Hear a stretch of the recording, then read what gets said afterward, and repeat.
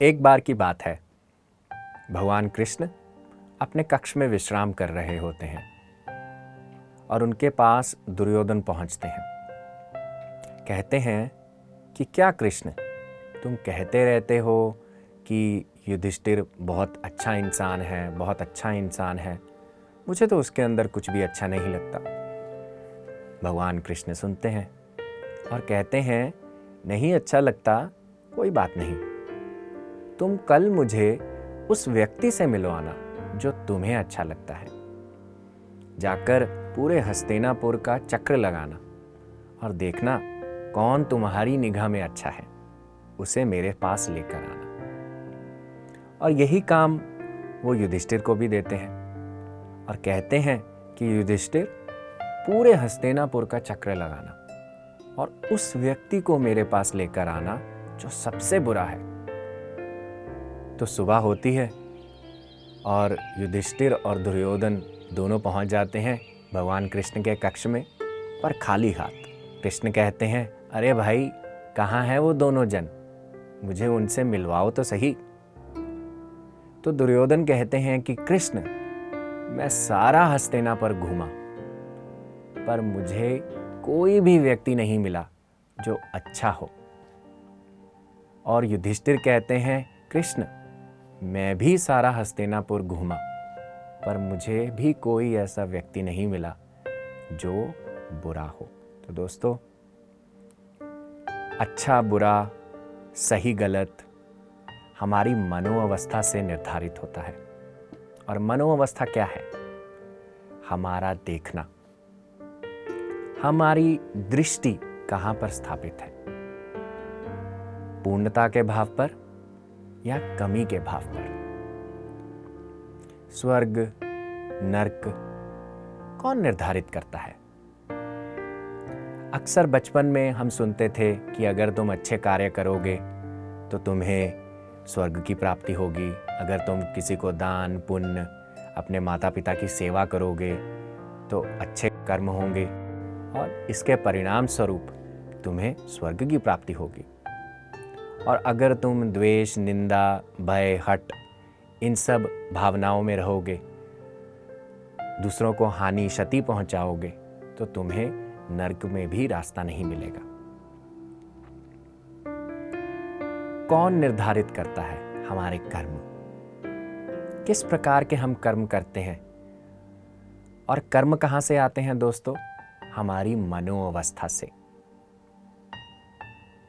हम कर्म को करते हैं केवल एक क्रिया के रूप में, पर हर क्रिया के पीछे कोई मंशा होती है और वो मंशा हम ज़्यादातर ध्यान नहीं देते। जैसे मान लीजिए कोई अगर दान पुण्य करता है, क्रिया तो बहुत सुंदर है, पर पीछे की मंशा क्या है दोस्तों? अपनी वाहवाही बटोरने की, अपना नाम करने की, अपना बड़ा रूप दिखाने की, मैं तुमसे बड़ा हूं, यह सब कुछ दिखाने की। तो ये कर्म आपको कहीं ना कहीं स्वर्ग का रास्ता नहीं लेकर जा रहा, क्योंकि इसके पीछे जो आपकी मंशा है वो बहुत छोटी है, आपकी परम स्वरूप से जुड़ी हुई मंशा नहीं है। जो एक निष्काम भाव की मंशा है वो नहीं है, सेवा की मंशा नहीं है। तो दोस्तों, अच्छे कर्म करते हुए भी हम उस कर्मों के जाल में अटक जाते हैं। क्यों? क्योंकि हमारी उसके पीछे की मंशा अच्छी नहीं होती। दुष्कर्म करेंगे, किसी को हानि पहुंचाएंगे, वो तो है ही है, वो हमें अपने पतन की ओर लेकर जाता है। पर अच्छे कार्य करते हुए भी हम कह नहीं सकते कि हम स्वर्ग की ओर जाएंगे, क्योंकि हमारी मनोअवस्था, किस मनोअवस्था से, किस दृष्टि से हमने वो कार्य किया है, वो बहुत ही किस दृष्टि से वो कार्य किया है वो बहुत मायने रखता है। वास्तविक स्वरूप में स्वर्ग नरक यही है, क्योंकि स्वर्ग की इच्छा वही व्यक्ति करेगा जिसको इस मौजूद क्षण में कहीं ना कहीं उसका अभाव है, उसे लगता है कि ये नरक है, ये जाल है, वही स्वर्ग की इच्छा करेगा। पर जो व्यक्ति अपने वास्तविक क्षण में बहुत अच्छे से रह सकता है, उसको पूरी खुशी से व्यतीत कर सकता है, तो उसके लिए भी स्वर्ग की इच्छा नहीं होगी, क्योंकि उसे पता है इसी क्षण में ही सब कुछ जिया जा सकता है। तो जिस व्यक्ति ने अपनी जागरूकता पे काम नहीं किया, कैसे मृत्यु के बाद उसकी जागरूकता जाग जाएगी? कुछ क्षण भर के लिए वो, जिसे हम कहते हैं कि हमारा एस्ट्रल बॉडी और उसके अंदर जो मनोमय कोश के अंदर हमारे बहुत सारे विचार हैं, बिलीव्स हैं, उन धारणाओं का प्रभाव हम पे रहता है। तो अगर जीवन के पहले रहा तो जीवन के बाद भी कहीं ना कहीं वो प्रभाव हमारे साथ रहता है। तो आत्मा जब शरीर छोड़ती है तो 2 प्रकार के मार्ग हमारे शास्त्रों में बोले गए हैं। जैसे पहला मार्ग जिसे हम कहते हैं दक्षिणायन या चंद्र मार्ग, इसे कृष्ण पथ भी कहते हैं। इस पथ पे क्या होता है? इस पथ पे क्या है कि आप अच्छे काम करते हैं अपने लिए, जिसे कह लीजिए कि संपत्ति के रूप में आप किसी की सेवा करते हैं, आप दान पुण्य करते हैं, आप हवन करते हैं, भूखों को खाना खिलाते हैं। तो ये काम करते हुए आप चंद्रायन यानी कि दक्षिणायन की तरफ जाते हैं। दक्षिणायन में जो व्यक्ति जाता है वो क्या है? वो अपने अच्छे कामों के कारण उसे स्वर्ग की प्राप्ति होती है। और हमारा दक्षिणायन का मार्ग, जो पितृ का मार्ग कहा जाता है, जो स्वर्ग का मार्ग कहा जाता है, वो भी समय के नीचे कहीं ना कहीं बंधित है। तो इस समय में क्या होता है कि आपने जो अच्छा बटोरा, आप उसका फल खाते हैं, और जब फल खा लेते हैं फिर से आप जन्म में आ जाते हैं, फिर से आप जीवन ले लेते हैं। तो इसी प्रकार से चंद्रायन का मार्ग चलता रहता है, दक्षिणायन का मार्ग चलता रहता है। हम अच्छे कर्म इकट्ठे कर कर वहाँ जाते हैं, उनको भोग कर फिर से नीचे वापस आ जाते हैं। इसके नीचे का भी मार्ग होता है जिसे हम कहते हैं अधोगति। अधोगति में क्या होता है कि आप वायलेंस करते हैं, आप उस मनोअवस्था से चलते हैं कि सब कुछ मेरा है, आप अपने अहंकार से ऊपर उठकर कुछ देखना नहीं चाहते और दूसरों को हानि क्षति पहुंचाने का भाव रखते हैं। तो क्या है, कहीं ना कहीं हम अपनी आत्मा को कुछ और चखने पर महसूस करवा रहे हैं, और वो चखना क्या है कि हम अपनी शक्ति से रूबरू नहीं होते हैं। तो ये थोड़ा अधोगति का मार्ग है, एक पतन का मार्ग कहा जाता है, और जिसे हम नर्क कह सकते हैं। तो जो चंद्रायन है वो हमें प्योरिफिकेशन के लिए हेल्प करता है, क्योंकि वो हमारी शुद्धिकरण होगी। जब हमें पता चलेगा कि ये जो काम मैंने किए तो अच्छे, पर उनके पीछे अगर मेरी मंशा अच्छी नहीं थी, तो इस एक तरह से इस रिव्यू का हमारे अंदर, इस समीक्षा का हमारे अंदर जागना क्या है, हमारी प्योरिफिकेशन करता है। फिर हम अगले जन्म में एक अच्छे भाव से आते हैं, एक अच्छा लेसन लिख कर आते हैं, और उस समीक्षा के मद्देनज़र रखते हुए हम अपने जीवन को एक बेहतर स्वरूप से जीने का प्रयास करते हैं। तो पहला मार्ग जिसे हम कहते हैं कृष्ण पथ या दक्षिणायन। दूसरा मार्ग जिसे हम कहते हैं उत्तरायण या सूर्ययान, जो सूर्य की तरफ चलता है, शुक्लयान। तो इस मार्ग पर कौन जाता है? इस मार्ग पर एक आत्मबोधि जाता है। एक आत्मबोधि जो जानता है कि मुझे अपने जीवन को अपनी मनोअवस्था से ऊपर उठकर देखना है, क्योंकि मेरी मनोअवस्था में मेरा स्वरूप बंधित नहीं है। मैं अपने मन से कहीं आगे हूँ, क्योंकि मन में स्वर्ग नर्क का भाव है। मैं स्वर्ग में जाऊं तो ये करूं, मैं नर्क में जाऊंगा तो अगर ये करूंगा, तो इस प्रकार का भाव है। पर एक आत्मबोधि जिसने अपने जीवन में अपने आप को जानने का प्रयास किया है, ध्यान के माध्यम से अपने अंदर गया है, अपने अंदर की यात्रा की है, तो आत्मबोधि क्या करता है? वो इन दोनों से, द्वैत से ऊपर उठकर अद्वैत की ओर अपना रास्ता चुनता है। भगवान कृष्ण गीता में कहते हैं कि एक आत्मबोधि की क्या विशेषता है, उसे कैसे पहचाना जा सकता है? उसे पहचाना जा सकता है स्थित प्रज्ञा से। स्थित प्रज्ञा अर्थात अपनी ज्ञान में, अपने परम ज्ञान में स्थित रहना, उसके साथ बने रहना।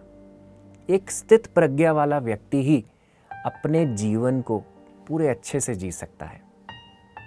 किस प्रकार से? वो ना अच्छे को अच्छा कहता है, वो ना बुरे को बुरा कहता है, वो हर में समभाव से जीने का प्रयास करता है, क्योंकि उसे पता है जो बुरा भी है वो भी उस शक्ति से बना है जहां से अच्छा बना है। आप देखते होंगे, छोटे होते हम कहानियां सुनते थे, स्वर्ग नर्क में लड़ाइयां चल रही हैं, देव दानवों के बीच में लड़ाई हो रही है। तो स्वर्ग क्या है? जहां देव रहते हैं, जहां हमारे देव होने का भाव रहता है। और नर्क क्या है? जहां पे हमारे जो दानवी वृत्ति है वो हमारे अंदर रहती है। पर इन सब से ऊपर उठकर, स्वर्ग नर्क से ऊपर उठकर देव दानव कहाँ जाते हैं? भगवान शिव के पास या भगवान विष्णु के पास, क्योंकि उन्हीं के पास ही उनके जीवन का समाधान है। तो शिव, भगवान विष्णु, ये क्या है? ये हमारा एक का भाव है, अद्वैत का भाव, जो परम सत्य है, जो हर समय में एक ही समान रहेगा। एक आत्मबोधी व्यक्ति जीवन में जीता है, बहुत सारी इच्छाएं भी आती हैं, क्योंकि इच्छाओं का आना स्वाभाविक है, पर वो अपनी किसी इच्छा के साथ जुड़कर नहीं बैठ जाता। वो उसके पीछे मलाल पैदा नहीं करता कि हाय मुझे तो ये अभी मिलना चाहिए, आज ही मिलना चाहिए, काश ये अभी हो जाए। तो इस प्रकार का उसकी वासना वृत्ति नहीं होती है, उसकी इंद्रियां उसे कहीं ना कहीं बंधित नहीं करती हैं। वो अपनी इंद्रियों से ऊपर उठकर अपने जीवन को जीना और जानना चाहता है। एक जो व्यक्ति जो आत्मबोधी है, वो अपने जीवन को, संसार को निर्वाण से भिन्न नहीं जानता। उसे ये इच्छा नहीं है कि मुझे जीवन से मुक्ति मिले, क्योंकि उसे पता है कि मैं मुक्त हूं। मुक्ति मेरा भाव है, मेरा स्वरूप है।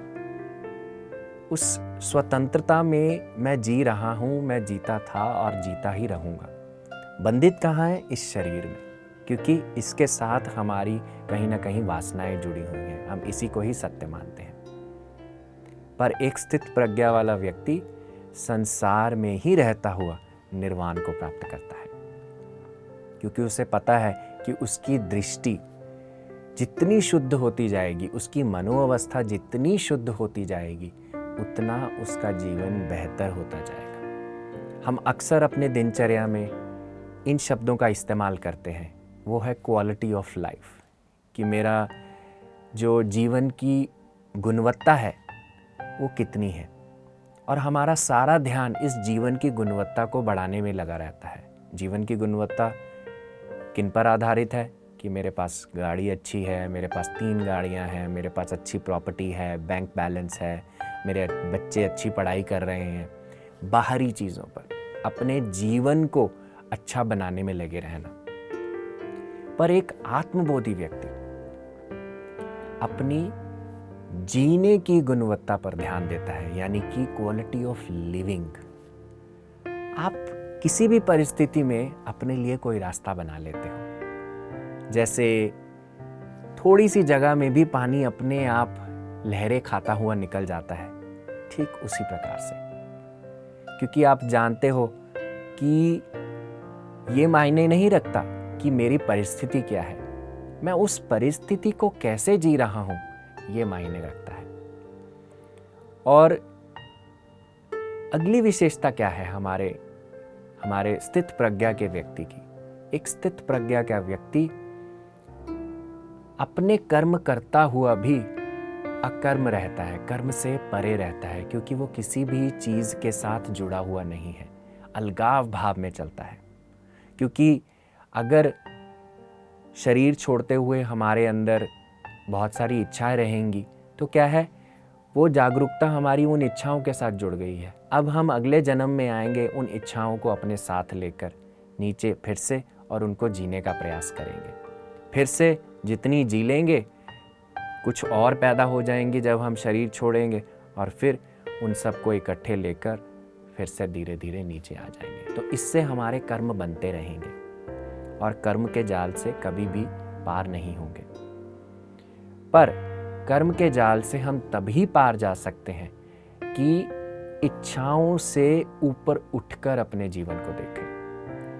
इच्छाएं होते हुए भी उनके साथ ना चिपके, तब ही हम कर्म करते हुए कर्म से ऊपर उठ सकते हैं। पुरुषार्थ, इसे कहते हैं पुरुषार्थ, कि अपने जीवन को एक निष्काम भाव से जीना। जब आप निष्काम भाव से सृष्टि में अपना योगदान देते हैं तो सृष्टि की सारी जो शक्तियां हैं आपके जीवन में अपने आप ही योगदान करने लगती हैं। तो बेहतर भीतर से ही बेहतर बाहर बनाया जा सकता है। तो कौन निर्धारित करता है हमारा स्वर्ग नर्क? हम। कौन निर्धारित करता है हमारा स्वर्ग नर्क? हमारी मनोअवस्था। कौन निर्धारित करता है हमारा स्वर्ग नर्क? हम जितना अपने सही स्वरूप से जुड़ते हैं उतना हम अपने स्वर्ग नर्क से भी ऊपर उठकर अपने जीवन को जी पाते हैं। हमारे शास्त्र कहते हैं यत् पिंडे तत् ब्रह्मांडे, यानी कि जैसा आपका पिंड होगा, जैसा आपका एक अणु आपके भीतर होगा, वैसा ही आपको सृष्टि का दर्शन होगा। तो हमारा एक अणु किससे बनता है? वैसे तो हम शुद्ध चेतना है, पर उस शुद्ध चेतना के ऊपर माया का जो भाव है, उसका प्रभाव है हमारे ऊपर बनना शुरू हो गया। और किस प्रकार से? हमारी मनोअवस्था से, जिसके अंदर हमारी धारणाएं हैं, भ्रांतियां हैं, जगह जगह से लिए हुए उनके विचार हैं। इन सब के साथ हमने जो अपनी शुद्ध चेतना को था वो कहीं ना कहीं अपने अंदर नीचे दबा दिया और माया रूपी कपड़े पहन लिए। अब जब उससे हम अपने जीवन को देखने लगते हैं, जैसी हमारी दृष्टि होती है वैसी हमारी सृष्टि बनने लगती है। स्वर्ग नर्क एक ही है, क्योंकि दोनों ही एक परम शक्ति से, उस दिव्य बुद्धिमत्ता से बने हैं। तो अगर हम अपना ध्यान उस दिव्य बुद्धिमत्ता पर, अपने परम स्वरूप पर रखेंगे तो हम जरूर खुद को पालेंगे। और फिर जो मोक्ष है, कैवल्य है, जिसकी हम इच्छा कामना करते हैं, वो इच्छा नहीं रहती, वो हम पा लेते हैं, इस क्षण में ही पा लेते हैं, शरीर में होते हुए भी उसे पा लेते हैं। तो संसार निर्वाण एक ही है, फूल कीचड़ एक ही है, स्वर्ग नर्क एक ही है, क्योंकि दोनों ही एक परम शक्ति से, उस दिव्य बुद्धिमत्ता से बने हैं। तो अगर हम अपना ध्यान उस दिव्य बुद्धिमत्ता पर, अपने परम स्वरूप पर रखेंगे तो हम जरूर खुद को पालेंगे।